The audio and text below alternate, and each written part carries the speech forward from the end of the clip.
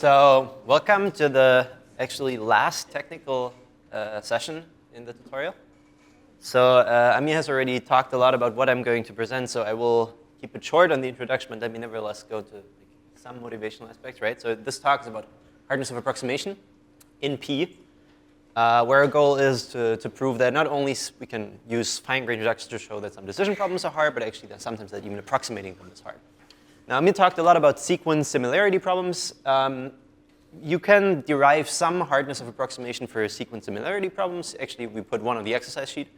But to keep this talk as simple and clean as possible, actually, we are going to talk about this problem, maximum inner product, which is just a very natural optimization variant of OV, right? So the input is the same as for OV. You're given two sets of n vectors, x and y.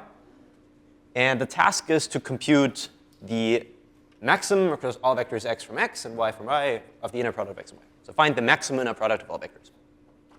Okay.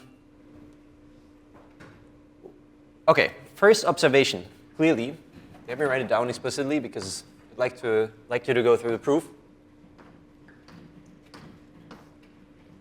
This problem is, well, it can be solved in quadratic time, like n squared times d time. And it is SETH hard to improve this.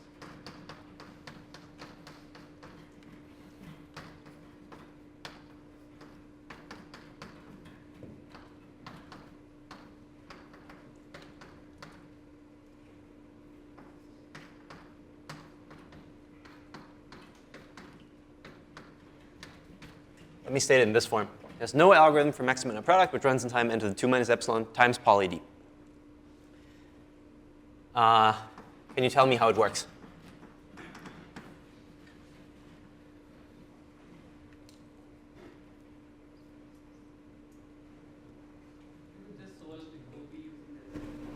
Who said that? Yeah? You can just solve OV using that. Can you? It computes the maximum inner product, right? So we'll actually give you the solutions. You know. Good. Something like this. I think if you negate just one of the vectors, it doesn't quite work out. All the vectors in A. Even then, I mean, you want to make sure that in an orthogonal pair you don't have like a 1, 1 in some coordinate, right? If you negate them, then you have 0, 0. So that, but then some other coordinates might also not disqualify for inner product. There is a very easy transformation though. Yeah, you reduce from OV. This is correct.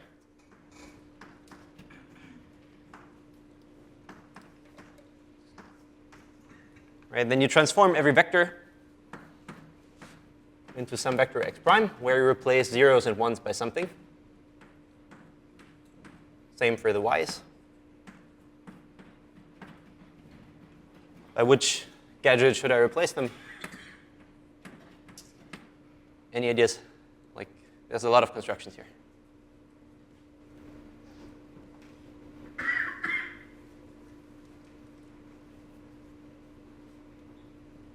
Yeah. You replace 0 by 1, 1, and do 1, 0. 1, 1, 1, 0. 1, 0, 0. 1, 0, 0, 1. Perfect. That's exactly also what I've written down. Very nice. So that definitely works. Let's verify, though. The inner product of two ones, two ones contribute 0 to the inner product.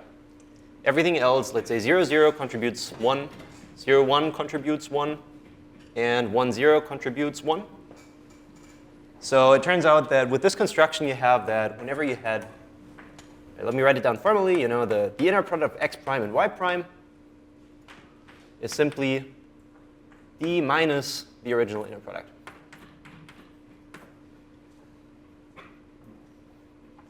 Okay, so now if you compute the maximum inner product across the x prime and y prime vectors, you find a pair of maximum inner product d if and only if there was an orthogonal pair in the original instance. Okay, good.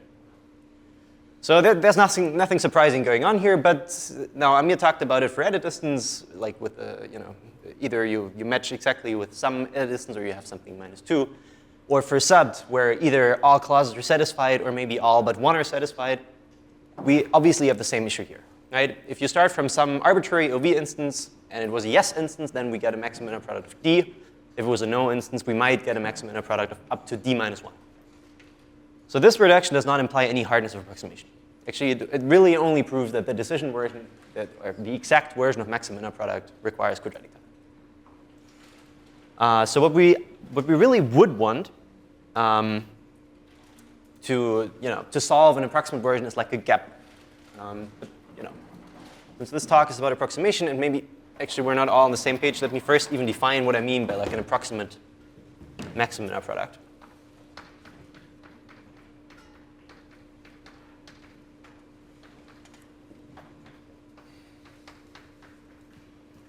Alpha approximate maximum inner product, right? Input is the same, but the output now is to compute some value. Let me note it by v tilde, such that 1 over alpha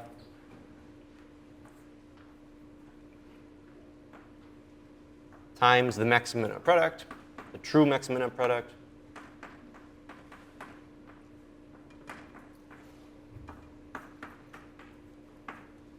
is v tilde is at most the true inner maximum product.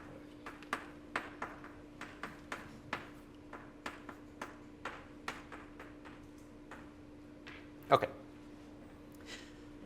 And now what I've been saying before, right? Say we want to, okay, maybe first you should verify actually, well, is there a faster approximation algorithm for like an approximation factor of 100? Turns out if you think about it in detail, there's no approach here. Seems like there's no approximation algorithm, even with like a ridiculously large constant like 100 or a million or so. So really our goal would be to prove that you cannot even approximate this within a factor of 100, right? And if you wanted to prove it with a similar sort of gadget reduction like over here, what you really would like to have is, if like a stronger condition than just than what we've written here, but you really would like to have like some sort of gap. So the dream would be something like, if you have two vectors which are orthogonal, then their gadget vectors have an inner product which is, let's say, at least D, and otherwise,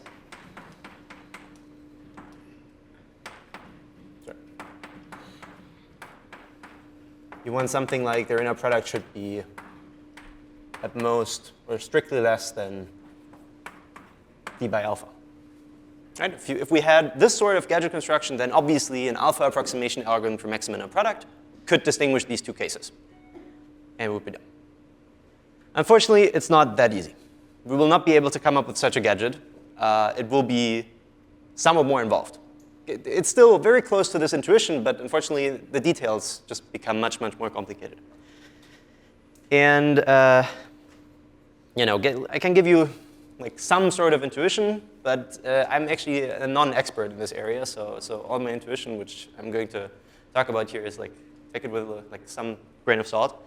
So this huge success story in like the NP hardness world, right, is this PCP theorems, which could basically show that it's not only NP hard to decide whether all clauses are satisfied versus all clauses except for one, but actually a constant fraction of the clauses, like decide whether all clauses are satisfied versus, for any assignment, a constant fraction of the clauses unsatisfied.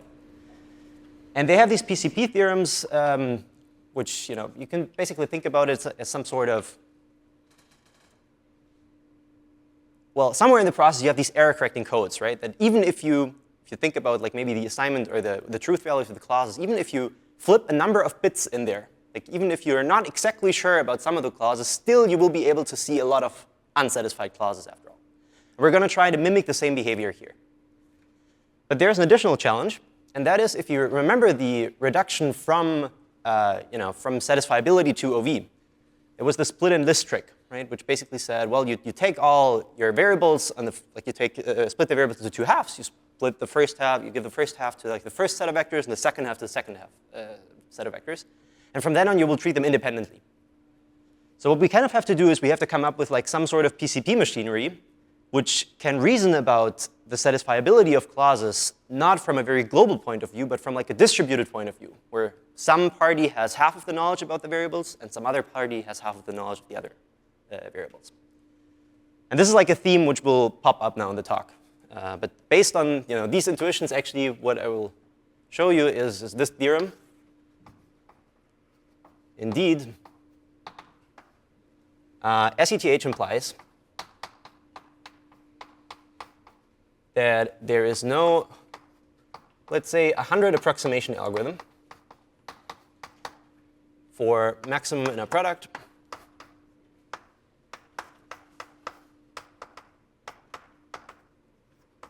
in time n to the 2 minus epsilon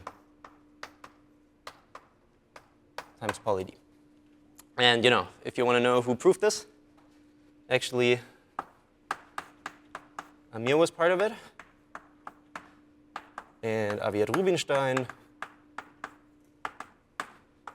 and Ryan Williams. So I'm actually not the expert. He's sitting right there. Good. Before we start proving this, I have a couple of comments.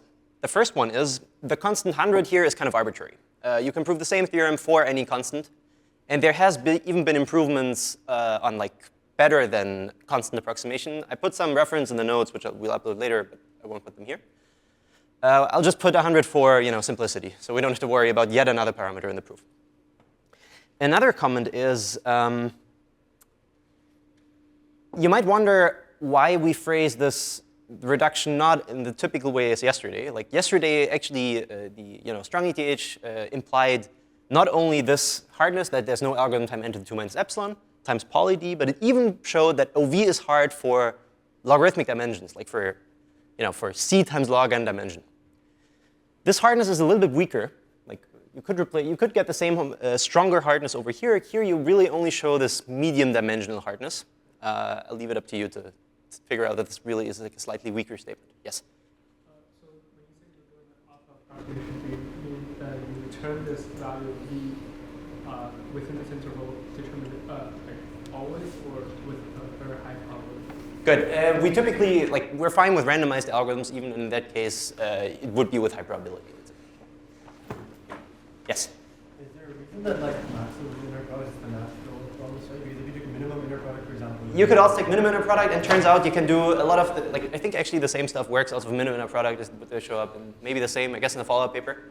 But maximum inner product turns out to be particularly natural for what we want to do. But if you have trivial 1 plus epsilon is impossible for the minimum product. You can trivially rule out any sort of approximation for minimum inner product just because you have to distinguish 0 and 1. Yeah, that's correct. Good. Yeah. There's something non-trivial for minimum inner product though. I don't remember in the follow-up papers. Maybe additive approximations. I guess that was it. Anyways, other questions? OK, so this is what we want to prove. And we will get back to this at some point. But remember what I said before. You had this, this PCP idea in mind, and you wanted to distribute information to 2 parties. So it turns out an important tool in the proof of this theorem will be communication complexity. So we'll have some sort of excursus to communication complexity now, and we'll get back to the theorem as soon as we understand some stuff about communication complexity. Good. Who of you is familiar with communication complexity to some degree? Good. Many of you are probably more familiar with this than I am. So correct me if I'm talking nonsense.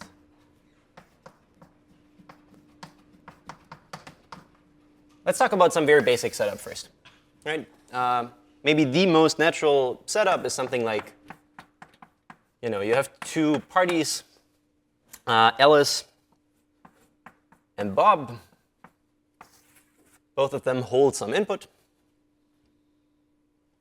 Guess I should exactly not draw it like that.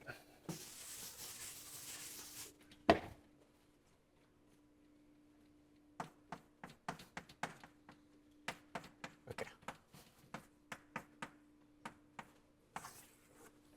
Alice and Bob. Both of them hold some length d bit string as an input. And their goal is to communicate some function.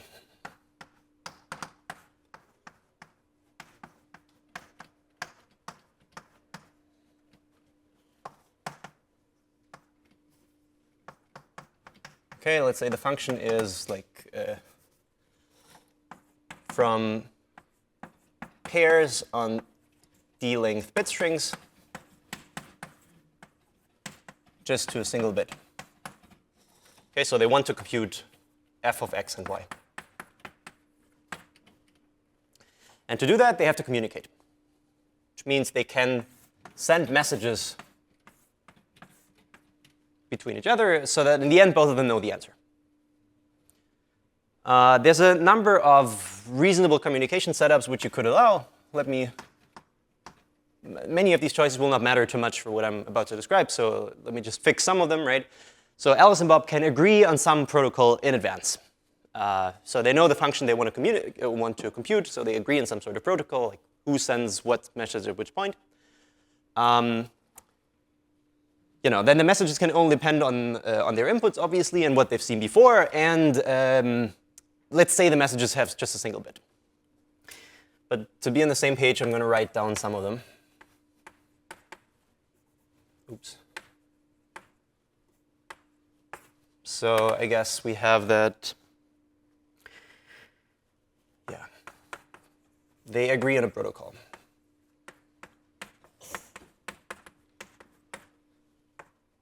Messages have 1 bit.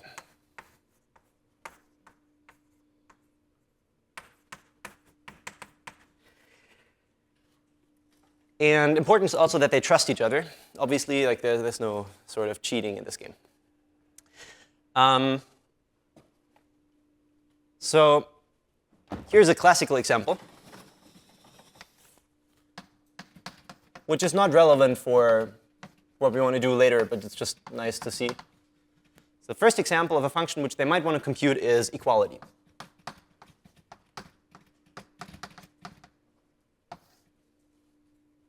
So the function is defined like this, right? Equality on 2 inputs, x and y. It's just 1 if they have the same input, 0 otherwise. So Alice and Bob really just want to check whether they hold the same input. OK, to all of you who have not seen it before, which is, I guess, a significant fraction, what's your guess how complicated is it to evaluate this function? Who has not seen it before? Maybe a quick show of hands. OK, good. Any guess? Is this an easy or a hard function?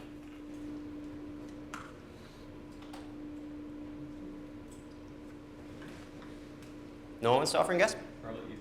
Probably easy? You're right. Unfortunately, though, not in the model like what I've shown you here.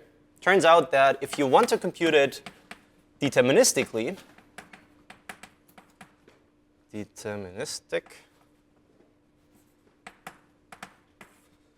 turns out you actually need D messages.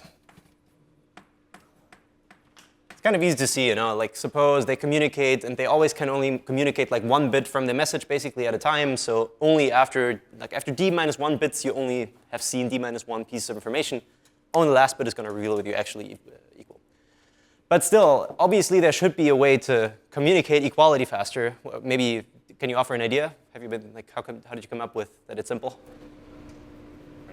Randomness, exactly. Can you, like, how would you do it if you want to compare whether 2 parties hold the same string? Maybe I'm pushing you too much, sorry. Anyone has an idea?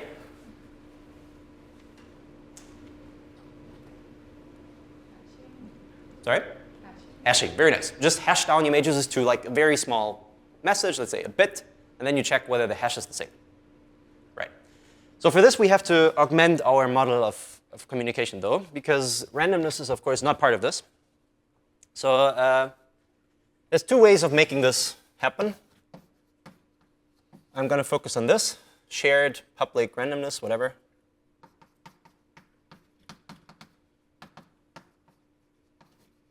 It looks like this. There's like a random string, which I'll denote by capital R.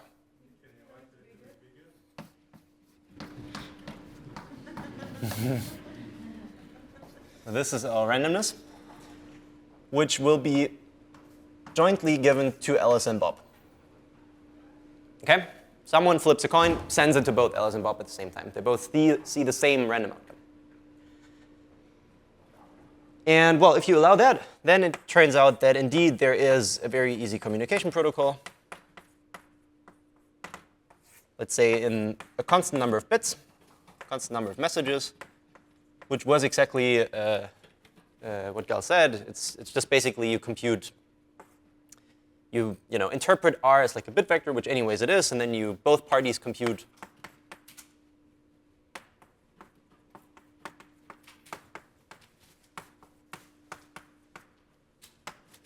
X and R, the inner product of these modulo 2. Bob computes the inner product of Y and R modulo 2. And then they compare those. Turns out if they're not equal, then with probability half, they see that they're not equal. So if you repeat it like a constant number of times, you can reach an arbitrary constant error probability. So constant number of bits sufficient. OK, good. Now equality is just like a toy problem, basically. What we really care is another problem. Let me write it here. Now it's a little bit awkward about the naming, because the problem which we care about maybe here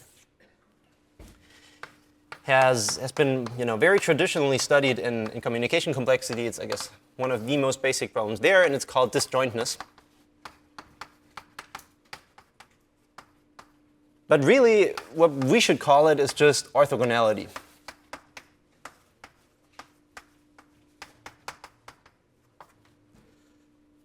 Because it's this function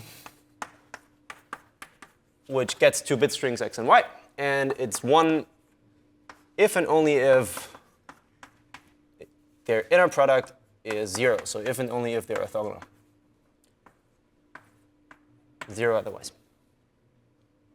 Now that clearly seems extremely related to what we want to do on the other side of the board, right? So this is actually the one which we should study. Yeah, I guess I will call it disjointness and orthogonality somewhat interchangeably, giving credit to like this traditional communication complexity. Now, it turns out this problem is much harder. So you can prove a deterministic lower bound.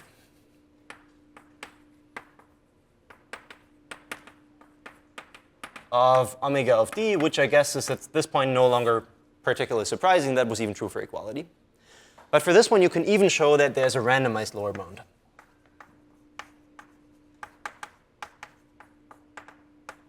Of omega d. So even with the help of randomization, we'll not be able to have an efficient protocol for disjointness, which is somehow what we should think about for the other problem, right? I mean, I don't want to go into too much detail, but maybe in the meantime, you can try to think about why a protocol for disjointness would be helpful on the other side. Now, what Amir and the others basically used, though, is that if you add yet another computational resource to your communication setup, turns out there are efficient algorithms for set disjointness. And the resource is non-determinism. Now, this is what I wanted to use a different color for, but don't really have it. I guess I'm just going to use yellow as well. OK. If you read the notes, it's nicer. Now, non-determinism is typically called Merlin. And also sometimes the parties are called Arthur, but we're just going to call Merlin Merlin, and there's no Arthur. So Merlin is this powerful player in the communication game who's able to see both x and y. He can come up with an arbitrary advice to help Alice and Bob in their game, right? Particularly, he could just compute the answer and tell the answer to Alice and Bob. But Merlin cannot be trusted. Is anyone called Marvin? OK, Merlin cannot be trusted. As in, Merlin could also send evil advice. And Alice and Bob have to make sure to nevertheless always report the correct answer. OK? Since this is important, let me write it somewhere. Maybe I'll erase the equality stuff.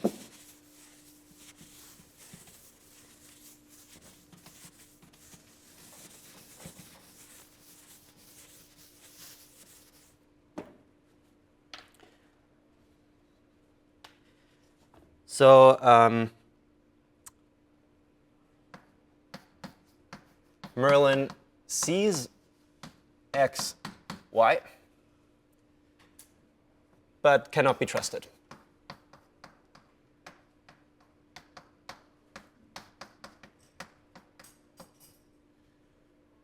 Even more importantly, Merlin does not see the randomness.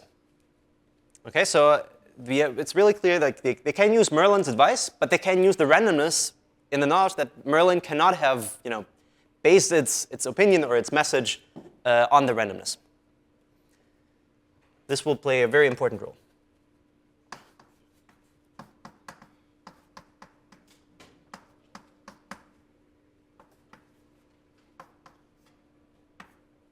Okay. And for simplicity, let's also fix the communication in the sense that only Bob communicates to Alice some messages, which we'll call capital B, which is a length small b string. And then in the end, Alice decides what's the output. Okay? Somewhat slightly different communication model, except for the details with Bob, which is just for technical reasons. Really, the difference is that now we have a Merlin. Now, it turns out in this obscure model of communication, you can indeed show that set disjointness has a very non-trivial protocol.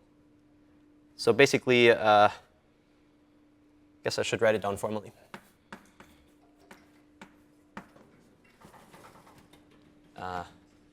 Maybe, OK. So the intuition is this. The intuition really is you have a third entry here, which is with non-determinism, with Merlin. Now you're able to do it in time root d, up to log factors. OK, so this is what you should keep in mind. I'm going to write down the formal statement now.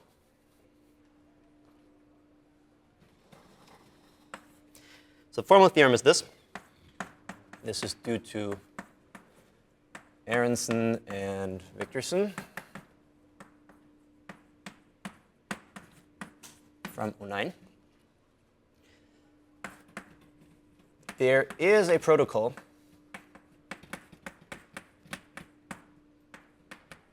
for disjointness.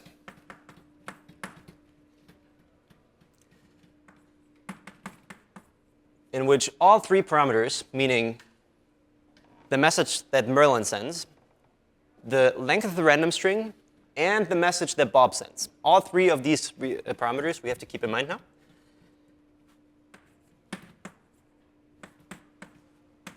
All of these are at most root d, up to log factors. And the properties are these.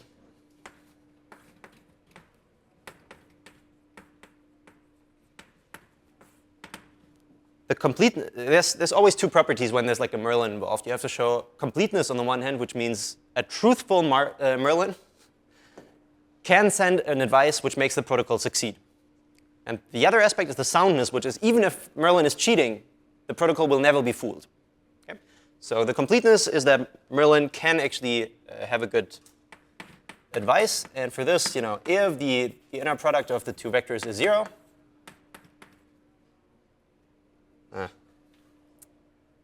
annoyed by this.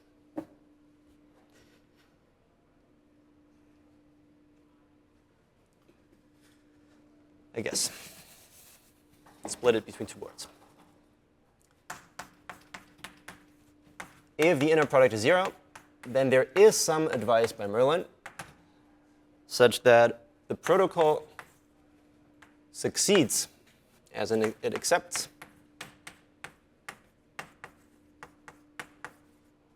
the strings x and y with Merlin's advice and whatever is the randomness we chose here with probability 1.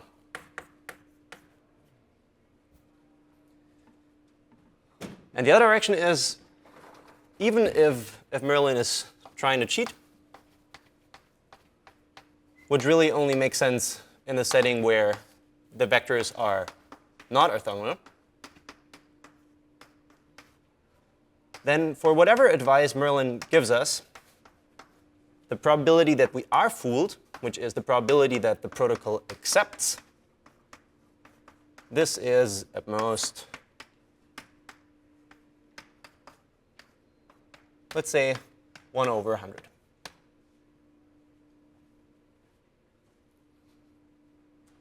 OK? Are we on the same page about this theorem? This is like really, really important for the rest. Yes? So if Merlin always gives you the wrong advice, then isn't the communication exactly the same as the one without Merlin? You're saying, let me repeat this. You're saying if Merlin always gives you the wrong advice, then it's the same as randomized. Then it's the same question as just for a randomized protocol. Is that the question? Good. So, I mean, you're right. If Merlin always gives you the wrong answer, then basically you only had like the soundness property. That's correct. But the important thing is you also have the completeness property, which says there is one good advice which Merlin could possibly give you that will help you solve the protocol. Merlin must give you good advice. Well, Merlin must be able to give you a good advice. Like, we're not guaranteed that he actually does that. But there must be some advice which he could possibly give you in order to help you. No, that's an important concept. So Merlin is non-deterministic. So Merlin does not have any probabilistic guarantees. Merlin really does whatever he wants to with no probabilities involved. The only thing we care about is that, you know, if he has a good day or something, then he can give you the right answer. But my question would be why you can meet the randomness without Merlin. well, in the case where, you know, when Merlin has a bad day, you cannot. But the thing is, maybe in the opposite case, like maybe if he has a good day, let's say, right, then he can give you some advice, which can help you out. Like it's easy to see that there is some advice which can help you, right? The advice could be the output. Merlin can just tell Alice the output bit, right, and Alice can answer it. So obviously Merlin can help a lot because Merlin knows both inputs. But the thing is really just that you have to make sure that he can be trusted. Really? Sorry, does that make sense? So what about the communication complexity in all cases of Merlin? Sorry, can you speak up a bit? Sorry. Like, how do you build this communication complexity in this case? Like, for all Merlin or like for the... So I don't know how you prove the communication complexity here, like, for all Merlin or like for the well, uniform in random. Right. So, I mean, you have to keep in mind as like parameters, Merlin has a bounded size of his advice, right? Which is in this case like the small m. And the protocol says, well, this size is bounded by something. Which means among these 2 to the m many strings, and many advice strings, one of them must be good.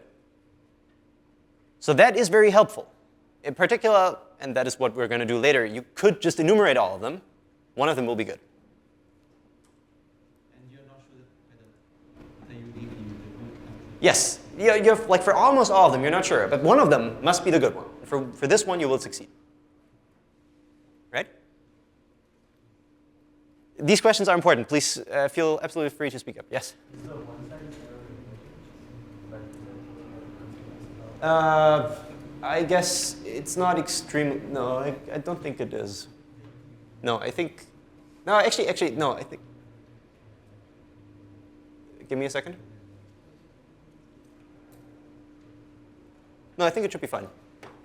Even with two-sided, everything should work as it is. The important thing is, and you know, that's actually, maybe you can already see it. The important thing is that you have to have a gap here, which is right now something like 100. Do we say something about, you know, when the message is destroyed, we say that then for all mergers there's something? Yes, exactly. If the, wait, you said if there are.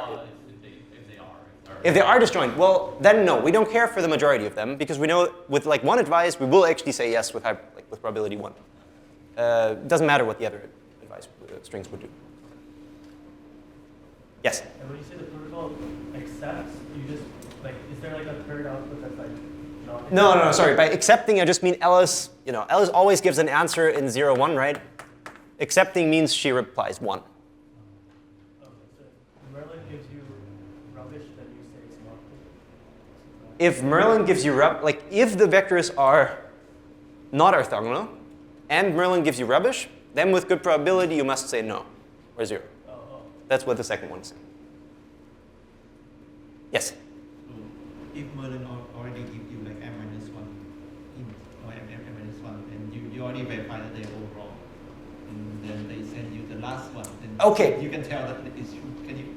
No. Okay, it does not work like this, right? This is like think of a one-round protocol. Merlin really just sends you one string of length small m.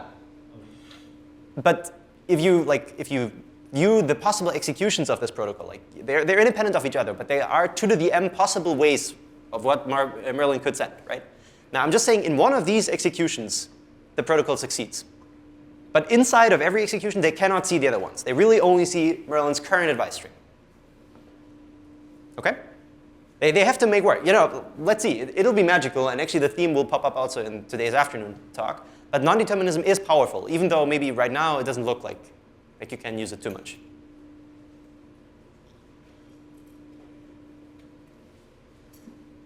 Okay. Any further questions about this? Yes? So in proving this style of theorem, the important thing, right, is like the bound on the size of Merlin's advice? Yes. Because like it should be trivial for some size to get completeness. You're absolutely right. So yeah, you're absolutely right. This is really important because otherwise, if you would just put a d there, even if you would just put a d there, it won't work. Can you actually see why root d is going to help you? It's an advanced question.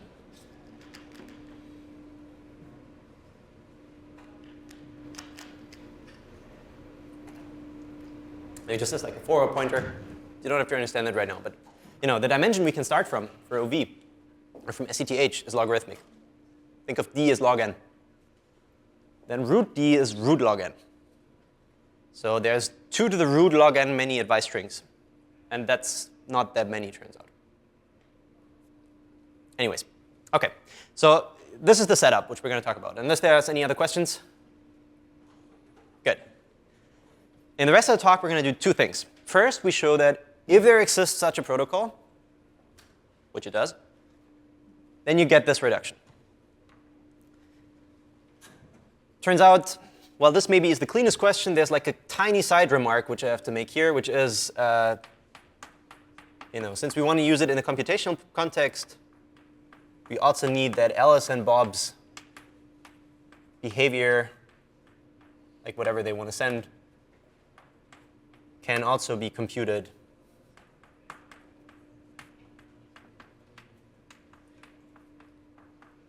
in time poly d. Don't worry too much about this. It's not really important, but just for technical reasons, this is also necessary for the reduction. So in the first step, we're going to show how this protocol implies the reduction we want. And then the second part of the talk, after hopefully you understood really the main and key message here, we'll have a look at the proof of this, which is really fun, but also kind of algebraic and crazy. So if you haven't seen it before, it might be kind of hard to digest. But the message is, please stay awake for the first part of the talk. Good.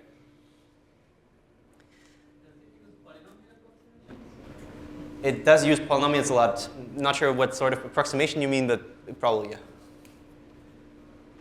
OK. Good. Then let's start with the first with the reduction. I think I'm going to erase this one.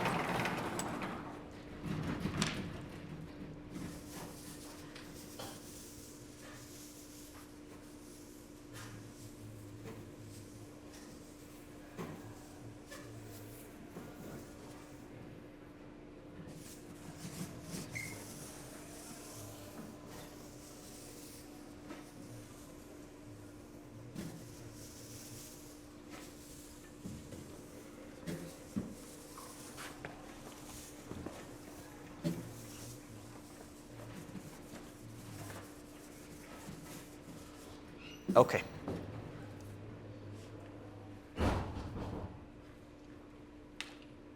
So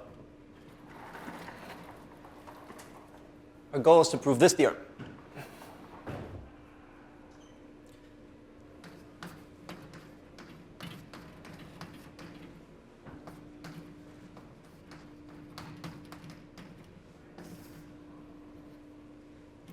So, OK.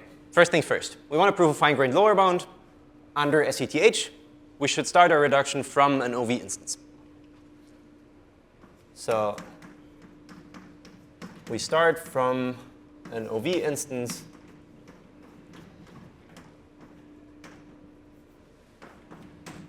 which are denoted by x and y. And that's also what I said before. We can assume that the dimension of this OV instance is pretty small. Namely, we can assume that d is c log n for some constant c.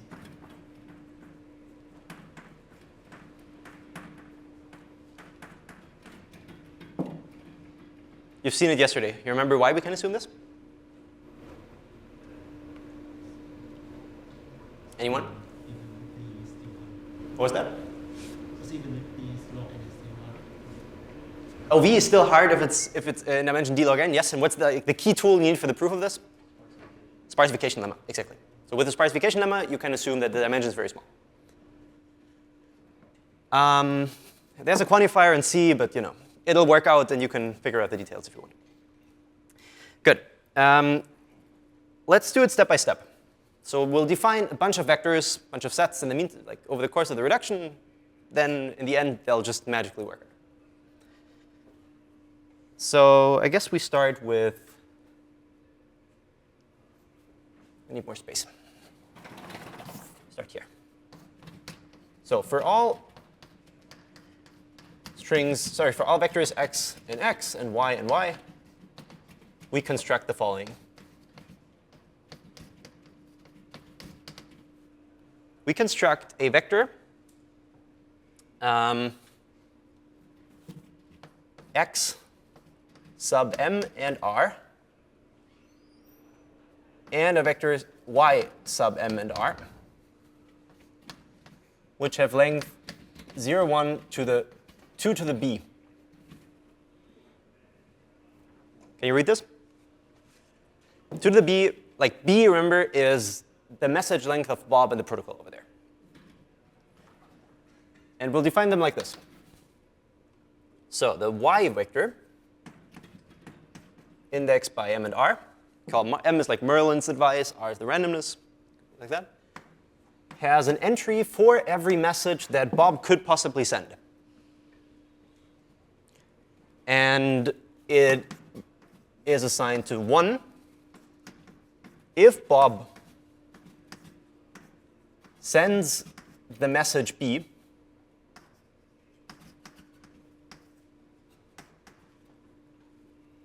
on input of y, m, and r. Recall, Bob's input really is just this individual input y, Merlin's advice, and the randomness.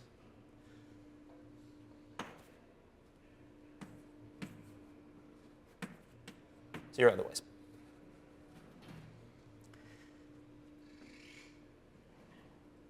Next string.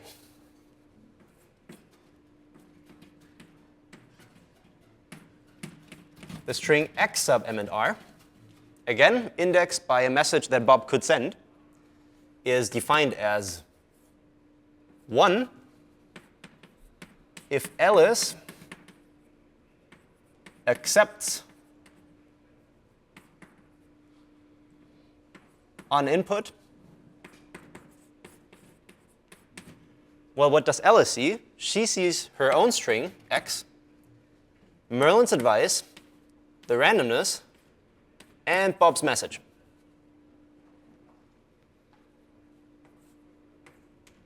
Zero otherwise. OK? This is the definition. So here's an observation.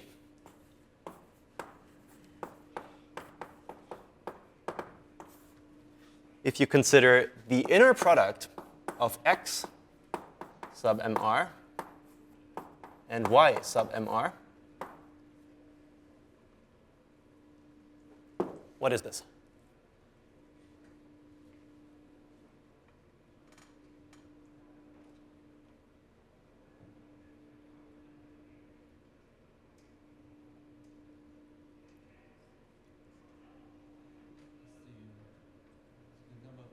It is the number of messages, the number of advice, and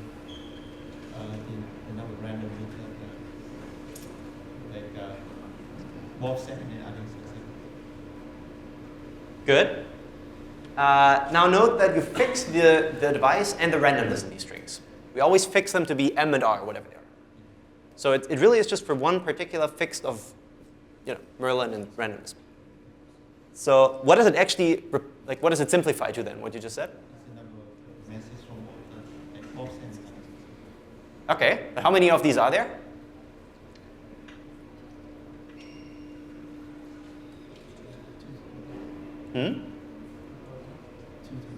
There are 2 to the B possible messages, you're right. But actually note, we set it to be 1 if Bob sends that particular message seeing Y, M, and R. But Bob actually just sends a single message. There's exactly one deterministically determined message which Bob is going to send seeing Y, M, and R. Right? So what does the inner product really say? Whether Alice accepts that. Yes. So this inner product is just 1 if the protocol in general, not just Alice, but really the entire protocol accepts X, Y, M, and R. 0 otherwise. Right? Let's go through it one more time. If the protocol receives, Alice receives X, Bob receives Y, Merlin sends M, and the randomness is R. Then if you define these vectors, where in the Bth entry, we put 1 if and only if Bob sends the message B seeing these inputs. And in the Bth entry of X, you said 1 if and only if Alice accepts if she was to see the message B. Then in Bob's vector, there's a single 1, namely in the entry where whatever is the message he's actually going to send. In Alice's vector, there might be more 1s, but really it only matters what is her entry on that particular coordinate. If it's 1, she would accept Bob's message. If it's 0, she wouldn't. Right? So really, this inner product is 1 if the protocol accepts X, Y, M, and R, 0 otherwise. OK? See a lot of knots. Good. Let's continue. We'll define more vectors. Next, let's get rid of the randomness. So far, we have fixed Merlin and the randomness. Now we'll show that actually the randomness, we'll pull out the randomness and put them in the vectors. So what we define next is we construct vectors xm and ym, just dependent on Merlin now. They have length 2 to the b plus 2 to the r. Times 2 to the r. OK? And we'll define them like this. X of m is just the concatenation of x sub mr for all r. And the same for y.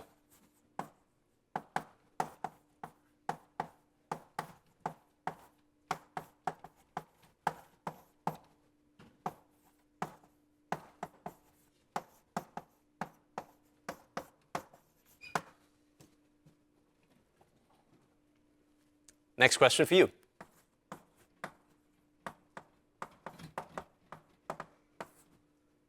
What does their inner product correspond to?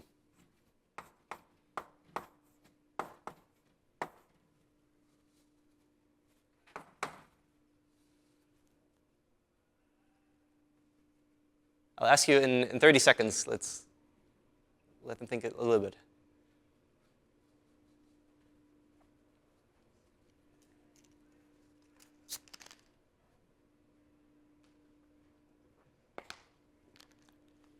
OK.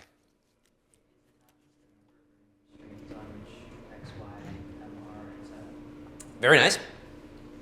Which, if I phrase it a tiny little bit differently, it's just 2 to the r times the probability, if you choose a random string, that the protocol accepts.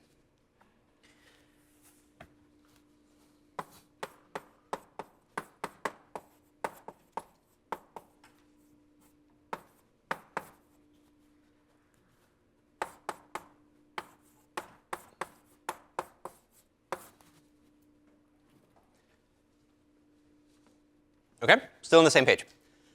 You have these fixed strings x and y, which only depend on Merlin's advice right now. We say their inner product is proportional to the probability that the protocol accepts x, y, and m for random input r. Good? We're almost there. Almost there.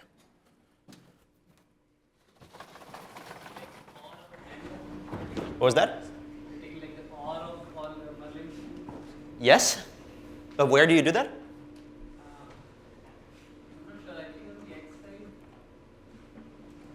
So basically, there's some ways of doing this. You could just put different vectors, for instance, but then you have to be slightly careful. Actually, what you said is exactly right. We're going to take the or, but we're going to take it outside the reduction. Like we enumerate all strings m now, and for each one, we create one maximum inner product instance. OK? So let's do that.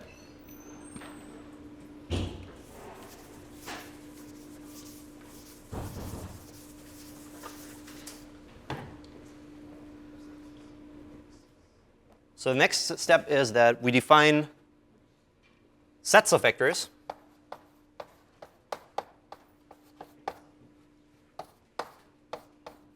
x sub m, which is just, all vectors x sub m for x and x, and y sub m, which is just y sub m for all vectors y and y. Each of those will now become a maximum inner product instance. And why does that make sense? Well, actually, this time we need to prove two properties about this. Yeah. Let me call it completeness.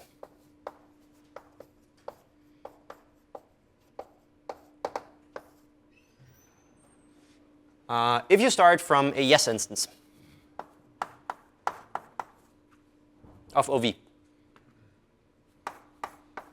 then in particular, this implies that there are vectors x and y which are orthogonal.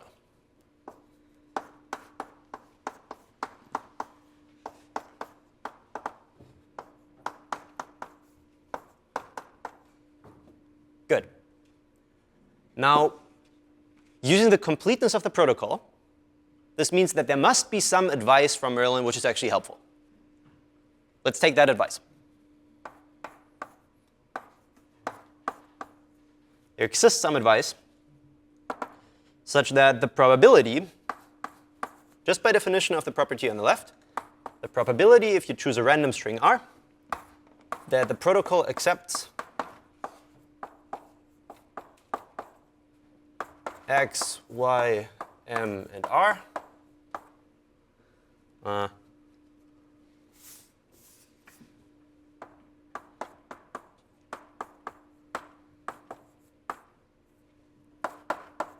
this is 1.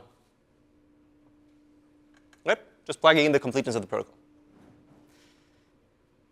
But this means by the construction of what we've shown here on the right, that this number is equal to 1. And in particular, the inner product of the vectors xm and ym is 2 to the r.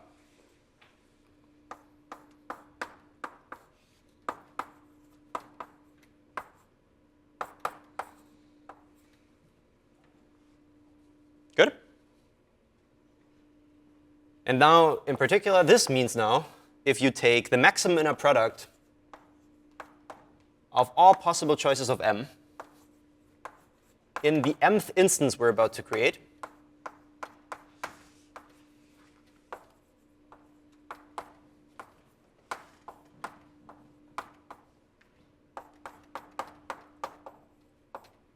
that maximum inner product will be at least 2 to the r. Right? Take the best advice, take the best two vectors, their inner product is at least 2 to the r. Good. let's show the other direction. Suppose you start, yes? You can also, it is in fact an equality, yes. Yeah. Let me leave it like this, because otherwise you have to argue the other way, but yes. OK. Suppose you start from a no instance. Well, then it means that for all vectors x and y,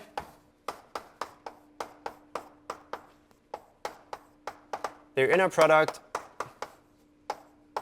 is not equal to 0.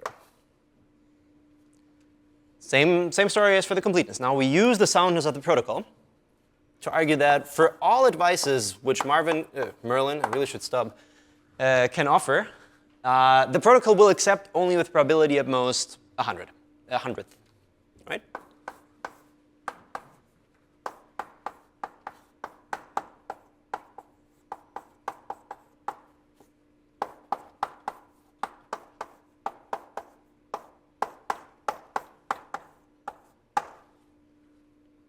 Good. And now this means that for all advices m, for all vectors x and y, really the inner product of xm and ym is at most, oops,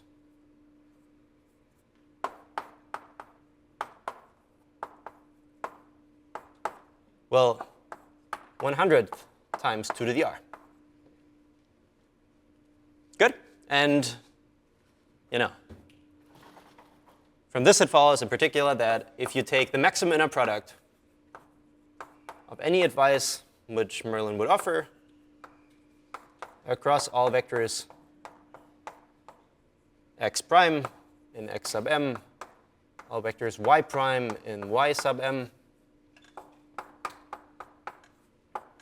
their inner product is less than 100th times 2 to the r.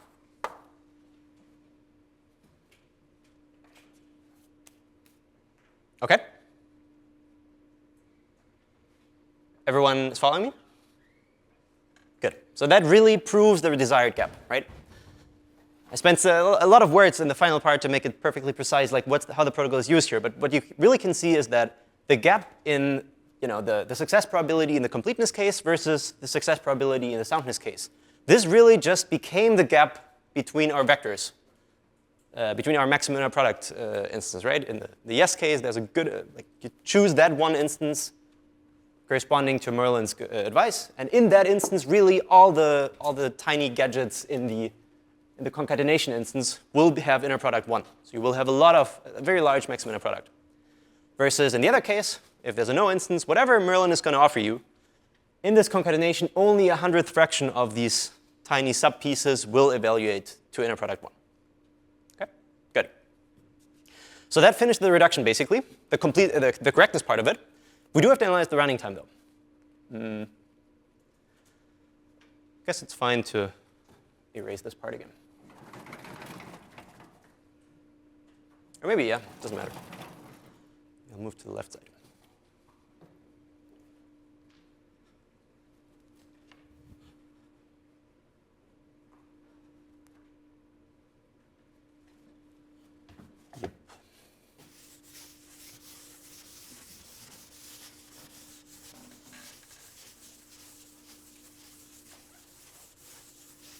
OK, running time.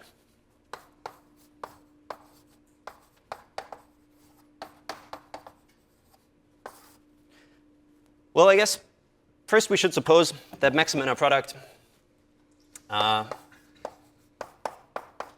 is in time n to the 2 minus epsilon times poly d, but let me call it d prime, where d prime is the dimension of the vectors that we constructed here.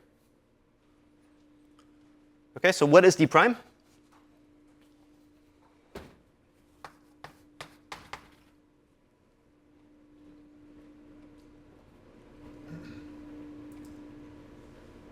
Anyone?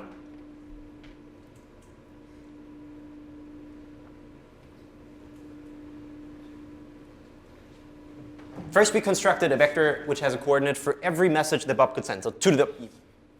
Then we concatenated these vectors for all possible random choices. There's 2 to the r many of them. So all these vectors turned out to have dimension 2 to the b times 2 to the r in the end.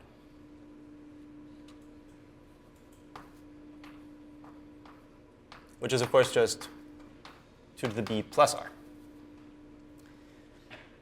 OK. What does it mean for a v? Well, then this reduction proves that OV is in time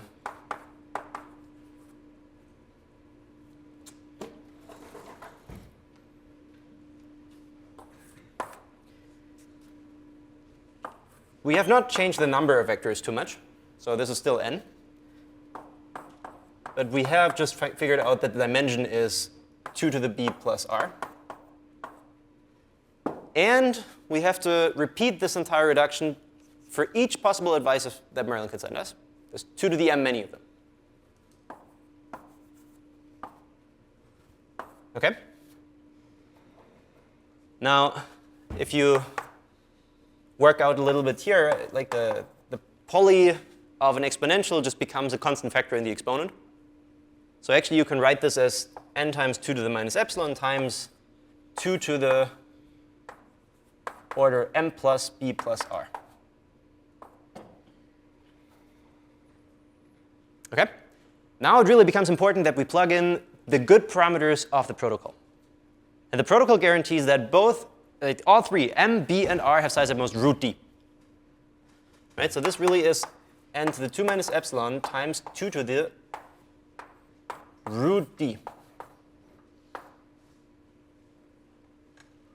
Now, remember that we started from low-dimensional orthogonal vectors, meaning that the dimension in the first place was logarithmic. So actually, we can simplify this to n to the 2 minus epsilon times 2 to the root log n, up to log factors.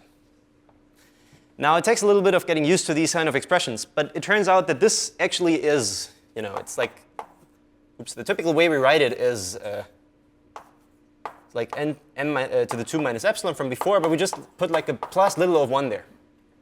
So this term actually, if you insist on writing as like n to the something, behaves smaller than any constant I could put here. And in particular, I can bound the running time just by saying, well, this is n to the 2 minus epsilon half. I dropped the o's at some point. Maybe I should at least add it here. OK? Have you seen this sort of running times before? 2 to the root log n? Familiar with that? OK. Takes some getting used to. If you haven't seen this step before, exercise. Good.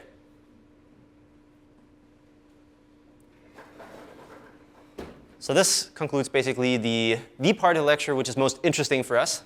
Questions? D equals 1, you mean?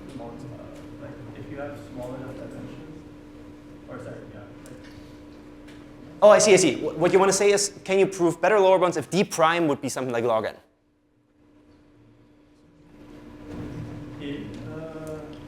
I think what I was originally saying was like you have this log n d. Yes. And so somehow you're losing the lower bound.